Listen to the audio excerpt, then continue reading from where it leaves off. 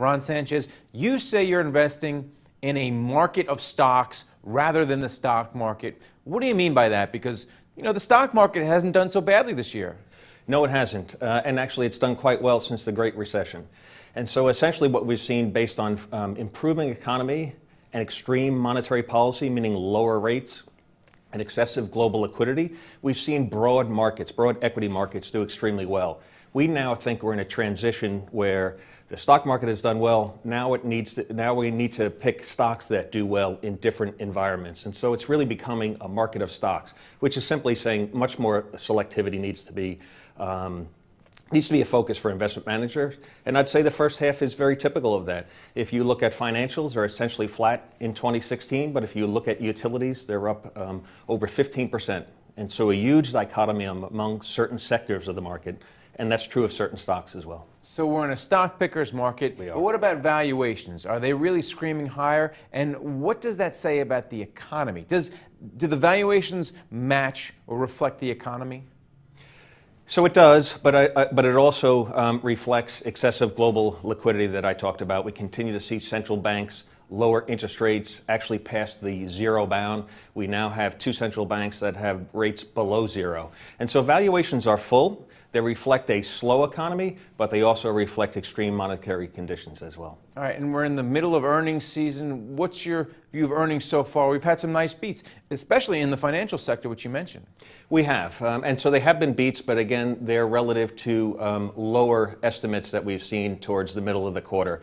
And so although they are beats, I think if we look back, we continue to see earnings struggle here a little bit, both in terms of revenue and earnings growth over the last year. Our expectations are that both revenue and earnings will start to improve in the second half of 2016.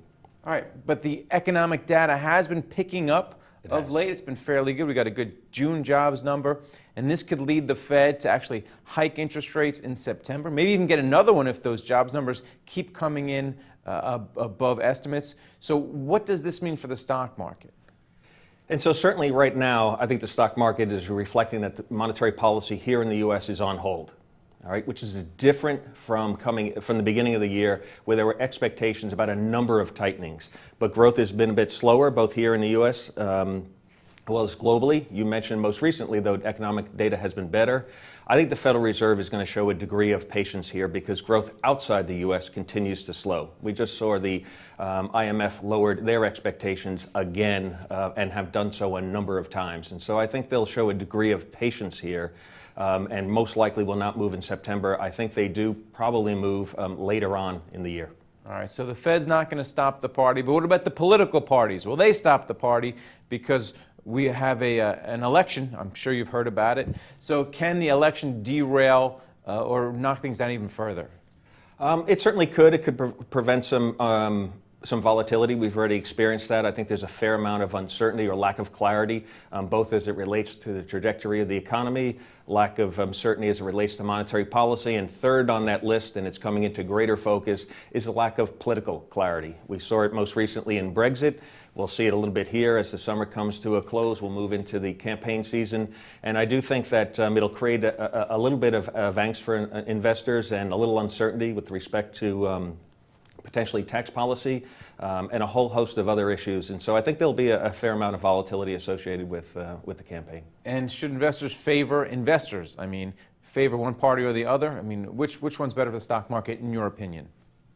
Always hard to say because different sectors will respond differently. I do think it'll be interesting with respect to Trump and the degree of uncertainty and rhetoric that he brings. I think the investors will take a little more solace in a Clinton campaign that I think is a better known relative to the unknown. All right. Well, thanks, Todd, for coming on and talking about it. Great. And thank you for watching The Street.